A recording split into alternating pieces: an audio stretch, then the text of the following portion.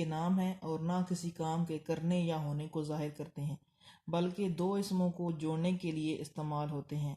Grammar में पहली किस्म के अल्फाज को इसम, दूसरी किस्म के अल्फाज को फ़ेल और तीसरी किस्म के अल्फाज को ग्रामर में हर्फ कहते हैं।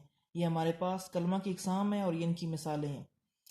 कलमा की मदरजा झैल 3 किस्में हैं। इसम वो कलमा है जो किसी शख्स, जगह या जानदार और बेजान चीज़ का नाम हो, मसलन नईम, अल्लामा इकबाल, सियालकोट, फूल वगैरह।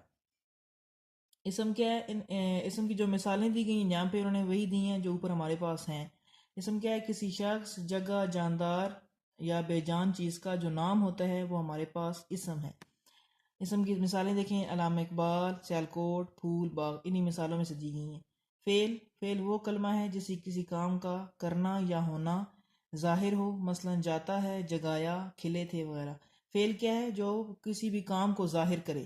फ़ेल काम जो किसी काम को ज़ाहिर करे, मसलन जाता है, जगाया, खिले थे, ये फ़ेल की किस्में हैं इन्हीं मिसालों में से।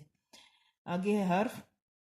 ग्रामर में इल्म हर्फ की नज़र में हर्फ वो कलमा है जो ना तो किसी का नाम हो और ना वो काम करने या होने के मानी दे, बल्कि दो इसमों या इसम और फ़ेल को आपस में जोड़ने के लिए इस्तेमाल हो। हर्फ क्या है कि ये अकेला कोई मानी नहीं देता, लेकिन इसम और फ़ेल को आपस में जोड़ने के लिए इस्तेमाल होता है, मसलन में, से, पर, तक, अंदर, ऊपर, का, के, की वगैरह। तो बेटा मुझे उम्मीद है कि आपको ये समझ आ गई होगी कलमा की इकसाम। तो अब आप लोगों ने इसे कलमा की इकसाम लिखनी है नोटबुक पे और इसे अच्छी तरह याद भी करना है।